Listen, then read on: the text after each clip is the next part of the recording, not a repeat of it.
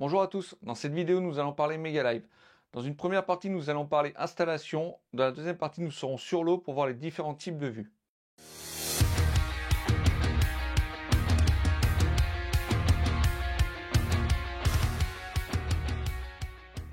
Dans cette première étape nous allons déballer le kit Mega Live pour savoir en quoi est constitué ce kit. Nous avons un câble réseau, un câble d'alimentation,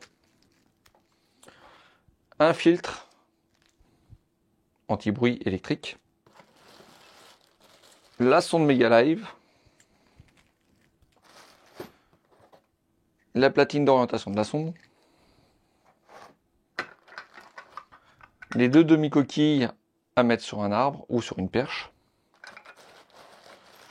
ainsi que l'accastillage et les clés de montage de la sonde et la notice d'utilisation. Donc voilà, ma sonde est déballée, je vais avoir besoin de quelques autres accessoires. J'aurai besoin du câble en 6 carrés pour alimenter ma sonde. J'avais besoin d'un interrupteur de qualité pour pouvoir couper ma sonde lors de mes déplacements pour éviter qu'elle chauffe, ce qui dans le temps la dégrade. J'aurais besoin aussi d'un porte-fusible à type automobile étanche avec un fusible de 2 ampères pour protéger ma sonde.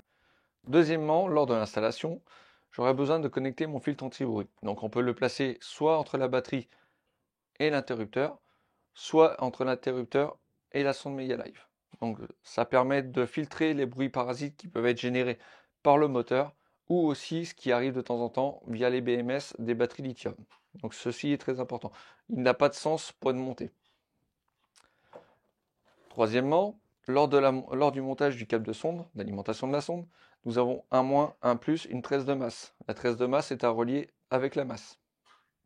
Alors, pour ce qui est toute la partie connectique, les wagos, les dominos, c'est pour la maison. C'est pas fait pour être sur un bateau. Ça génère des parasites, on fait perdre l'intensité et aussi des micro-coupures. D'accord? Donc, une bonne vieille soudure avec de la gaine thermo résinée pour la rendre étanche ou alors des cosses type automobile à sertir et la gaine thermo par-dessus. Donc, on l'écrase, on chauffe, ça se rétreint et on a une connexion étanche et fiable. Pour ce qui est de l'interrupteur, une chose importante, il faut en mettre un pour pouvoir couper la sonde lors des déplacements. Effectivement, la sonde elle a un contact humide, ce qui permet de la mettre en émission quand elle est au contact de l'eau. Par contre, quand elle est sur le pont en plein été, l'émission est éteinte. Par contre, la sonde continue à travailler, ce qui fait un échauffement et dans le temps, on va dégrader la sonde. Donc voilà, la partie conseil et installation électrique pour ma sonde Mega Live est terminée. Nous allons parler maintenant réseau, qu'est-ce que j'ai besoin et qu'est-ce que je dois faire pour pouvoir connecter ma sonde Mega Live à un appareil Humminbird. Pour connecter mon sondeur Humminbird à ma sonde Mega Live, je vais devoir prendre la rallonge Ethernet. Si je suis sur un Solix ou un Apex, aucun problème, je vais pouvoir venir me plugger dessus directement. Par contre, si je suis sur un Helix, vu que j'ai un bloc de démontage rapide, j'aurai besoin d'un câble optionnel, un ASCQDE. Attention, pour le réseau, si vous avez déjà deux appareils en réseau, donc que ce soit un Helix avec un Helix ou un ePilot Link, ou un Solix avec un Solix ou un Solix avec un ePilot Link, les ports réseau sont déjà pris. Pour pouvoir connecter votre sonde Mega Live, donc ça veut dire 3 appareils, vous aurez besoin d'un hub réseau. Donc nous avons vu la partie électrique, la partie réseau, il ne nous reste plus qu'à voir le dernier point, la partie logicielle de vos Humminbird. Donc pour pouvoir utiliser ma sonde Mega Live sur un appareil Humminbird, il y a plusieurs précautions à prendre aussi au niveau des compatibilités. Seuls les appareils G3 et G4 en Helix, en MDI et MSI sont compatibles. Attention, les Helix 7, G3, MDI ou MSI ne sont pas compatibles. Seuls les G4 le sont. Pour la gamme Solix, ils sont tous compatibles et les Apex, ils sont compatibles. Pour la partie mise à jour, la version 2.660 sur la gamme Helix est le minimum à utiliser et sur la gamme Solix, c'est la 4.020 idem pour la partie Apex. Donc voilà, cette première partie de vidéo est terminée sur l'installation de la sonde Mega Live.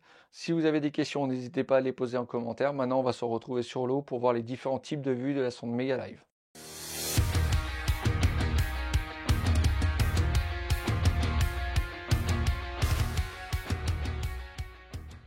Donc la première vue que je vais vous présenter, c'est la vue down, ce qui permet de pêcher en vertical. Donc pour pouvoir utiliser la sonde en vue down, il faut la présenter vers le bas de cette façon-là. Donc pour être sûr que la sonde soit bien en vue il suffit d'aligner le dé au trait. La deuxième vue disponible, c'est le mode forward, c'est le mode avant. Cette vue permet de localiser les poissons qui sont devant, donc le bateau n'est pas passé dessus, ça évite de les effrayer. Cette vue sert principalement pour le power fishing, le mode pélagique ou la prospection. Donc pour passer de la vue down à la vue forward, je prends la sonde, je la fais tourner et je fais correspondre les traits. Donc comme pour la vue down, il y a la lettre F qui correspond au mode forward qu'il faut aligner avec le trait d'ici. Donc la dernière vue disponible, c'est la vue landscape. Cette vue-là sert principalement pour la pêche de black bass dans très peu d'eau pour aller chercher les poissons dans les structures. Donc maintenant, pour passer de la vue forward au mode landscape, je tourne la sonde encore, je fais correspondre les traits, j'appuie sur les deux boutons et j'ouvre la sonde. Donc pour la vue landscape, nous alignons le L au trait, on vient presser les deux boutons et on déverrouille la sonde. Donc voilà, cette petite vidéo sur la présentation des 3 modes de vue de la Mega Live est terminée. Si elle vous a plu, mettez un pouce j'aime. N'hésitez pas à vous abonner à la chaîne Navicom Media et moi je vous dis à très vite dans une prochaine vidéo.